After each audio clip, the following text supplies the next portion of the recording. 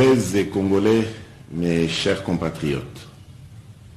conformément à la tradition, j'ai l'honneur de m'adresser à vous en cette fin d'année 2021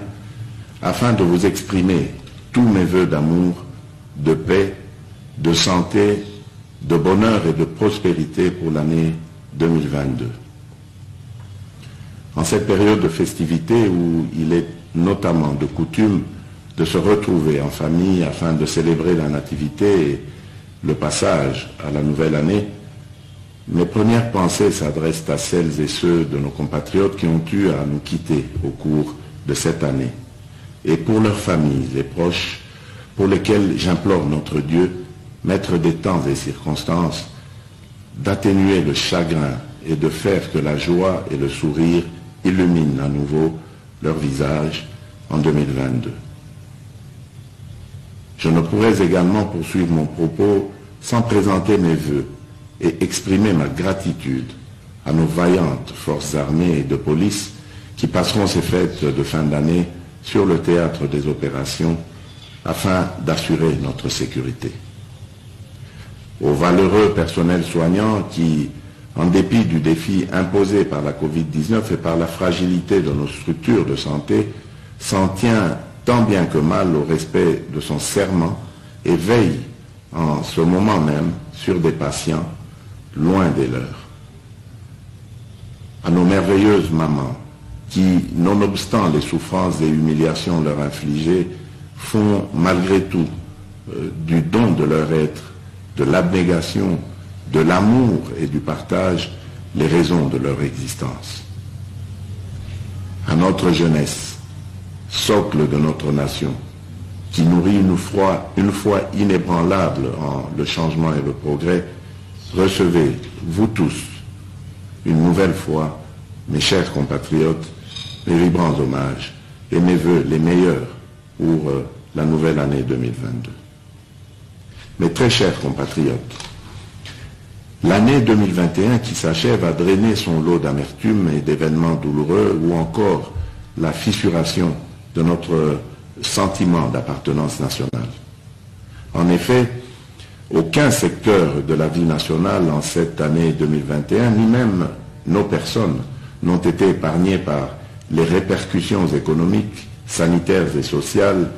générées par la résurgence de la Covid-19 ou encore par l'instabilité persistante rencontrée dans la partie est de notre territoire national. Cependant, l'année 2021 a également été celle de la renaissance sur le plan diplomatique d'une République démocratique du Congo de nouveau ouverte au monde extérieur et qui a porté haut l'étendard de l'Afrique dans tous les forats internationaux.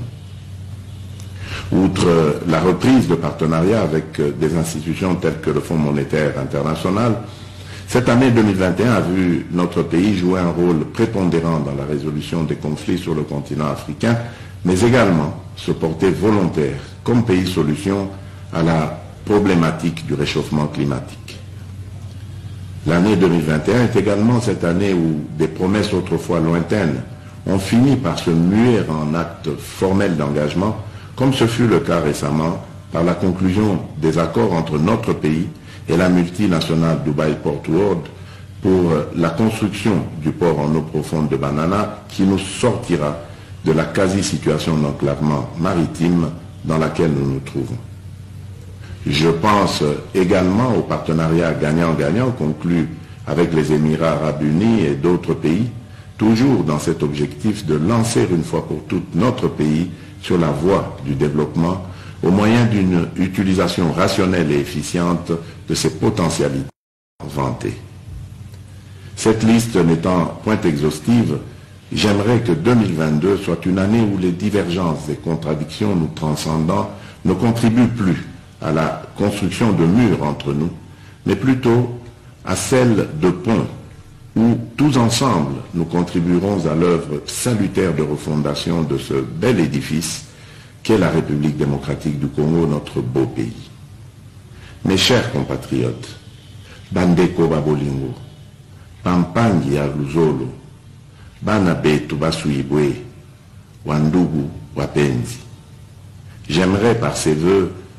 vous réitérer l'engagement que j'ai pris devant l'Assemblée nationale et le Sénat réunis en congrès,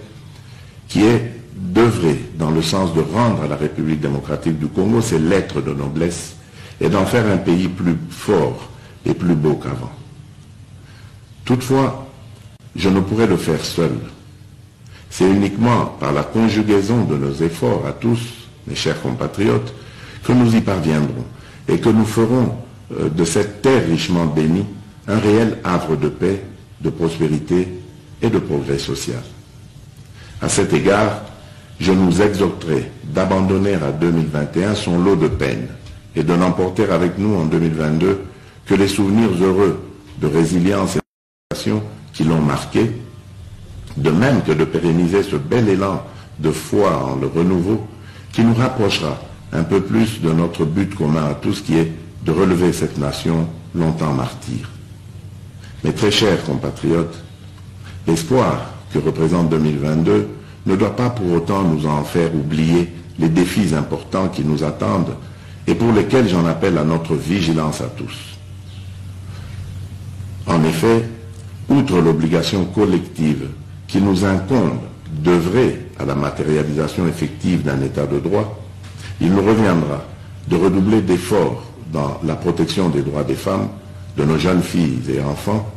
et d'œuvrer dans la construction d'un environnement qui soit propice à leur épanouissement. Cette nouvelle année devra, plus que jamais, être marquée par la poursuite des réformes menées dans le sens de l'amélioration du bien-être des Congolaises et des Congolais. Ces réformes, tant structurelles qu'infrastructurelles, devront inexorablement guider la boussole de notre action qui sera indéfiniment tournée, comme toujours, vers le peuple d'abord. Il s'agit notamment d'augmenter le taux d'instruction et d'alphabétisation de nos enfants, de promouvoir l'autonomisation de nos femmes sur le plan économique, d'optimiser la desserte en eau et électricité dans nos villes et villages, de régénérer et de raffermir notre système de santé, mais également de préserver notre écosystème unique. Mes très chers compatriotes, hier, dans les Nord et Sud Kivu, l'Ituri, le Haut-Katanga, le Lualaba, et aujourd'hui dans les Trois Kasaï, le Sankuru et la Lomami, et demain dans d'autres contrées de la République, je resterai toujours proche de vos préoccupations et tâcherai d'y répondre durablement dans le cadre notamment du programme de développement à la base des 145 territoires. Je dirai enfin à vous, nos chers enfants, et à notre jeunesse, qu'avec l'aide de Dieu, mais surtout notre volonté, 2022 constituera cette année charnière où vos peines et questionnements manifestés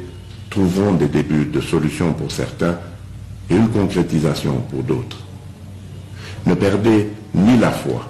ni l'espérance en votre pays, la République démocratique du Congo, car vous êtes l'avenir,